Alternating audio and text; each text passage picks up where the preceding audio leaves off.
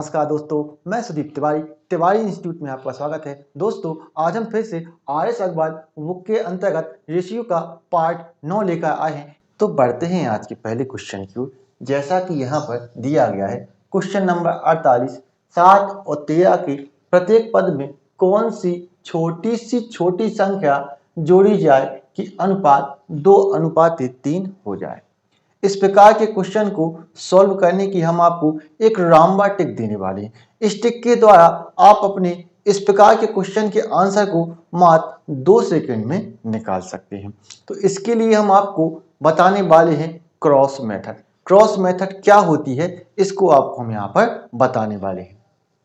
तो जैसा कि यहाँ पर दिया गया है कि 7 और 13 के प्रत्येक पद में कौन सी संख्या जोड़ी जाए कि अनुपात 2:3 हो जाए। अब जैसा कि हमने आपको बताया था कि यहाँ पर हम क्रॉस मेथड का उपयोग करने वाले, यानी कि यहाँ पर हम 7 का गुणा 3 से करने वाले हैं और 13 का गुणा यहाँ पर हम 2 से करने वाले। अब 7 का गुणा यहाँ पर 3 से करेंगे तो हमारे यहाँ पर कितना आएगा, यहाँ पर हमारा 21 आ जाएगा और 13 का गुणा 2 से करेंगे तो हमारे यहाँ पर कितना आ जाएगा, 26 आ जाएगा। अब 26 में से 21 को हम घटा देंगे, माइनस कर देंगे तो हमारे यहाँ पर कितना आ जाएगा, 5 आ जाएगा, जो कि हमारा आंसर निकल के आ जाएगा और जो कि यहाँ पर डी है।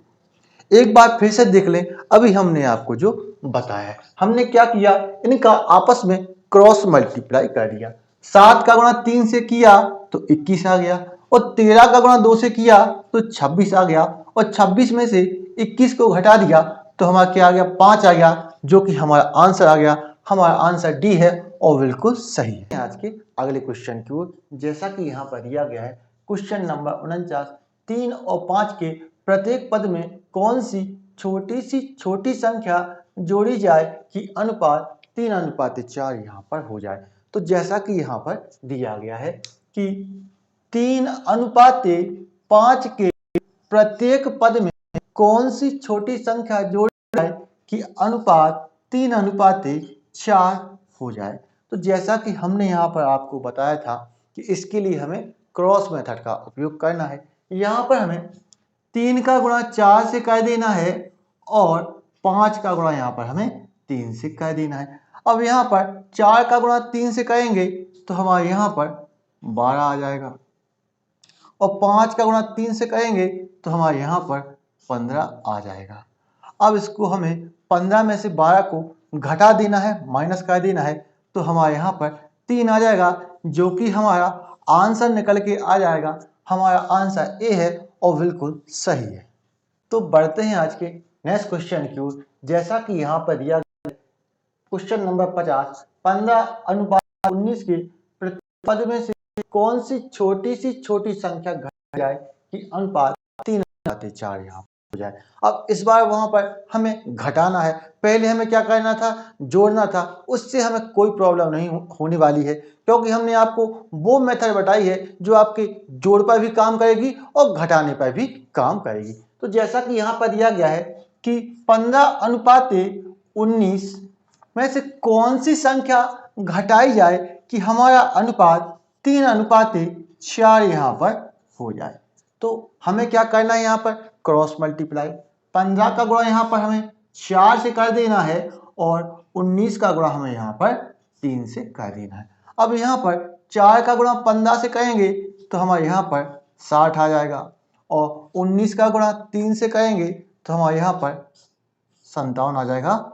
अब इसको हमें 60 में से 57 को घटाएंगे तो हमारे यहाँ पर 3 आ जाएगा, जो कि हमारा आंसर निकल के आ जाएगा। हमारा आंसर ए है और बिल्कुल सही है।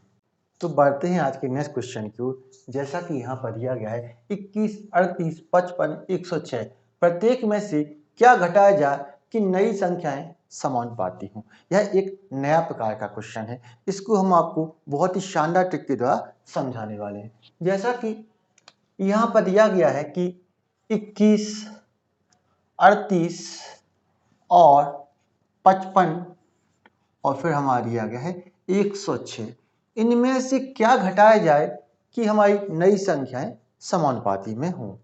तो हमें क्या करना है, पहली और लास्ट संख्या का गुणा कर देना है, मल्टीप्लाई कर देना है। यहाँ पर हम 21 का और 106 का यहाँ पर हम गुणा कर देते हैं।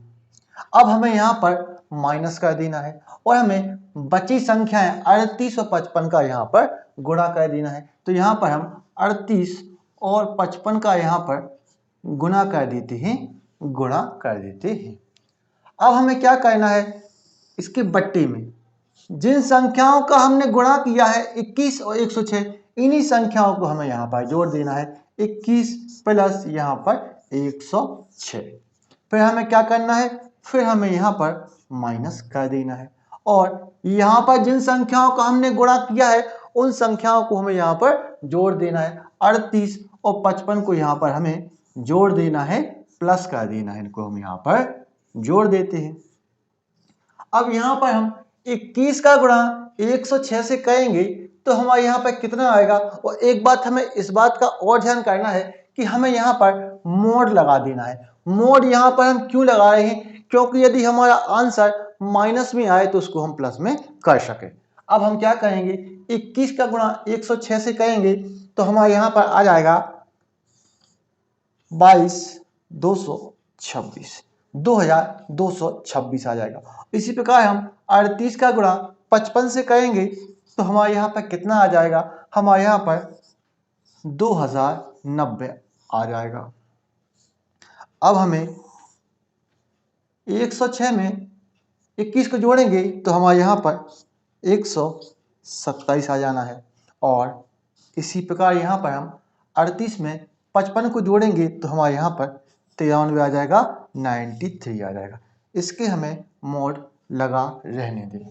अब यहाँ पर 2226 में से हम 2090 को घटाएंगे तो हमारे यहाँ पर 136 आ जाएगा।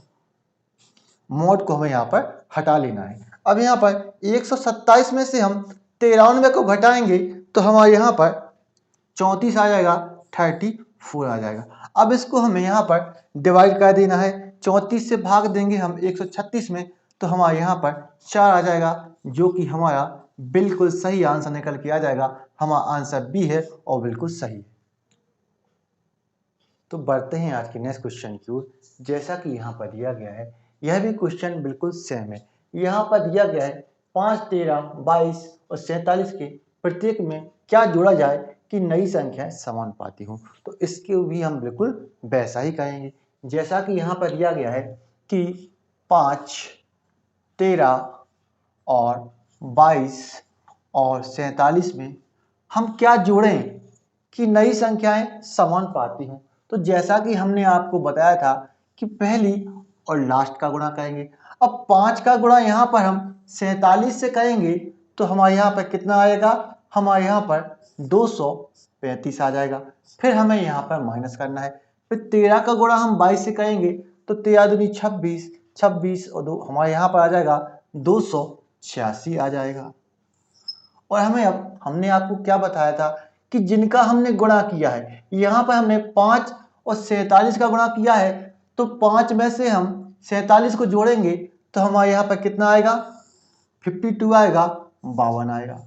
उसी प्रकार यहाँ पर हमने 13 और 22 का गुणा किया था तो 13 और 22 को हम जोड़ देंगे तो हमारे यहाँ पर कितना आएगा, 35 आएगा।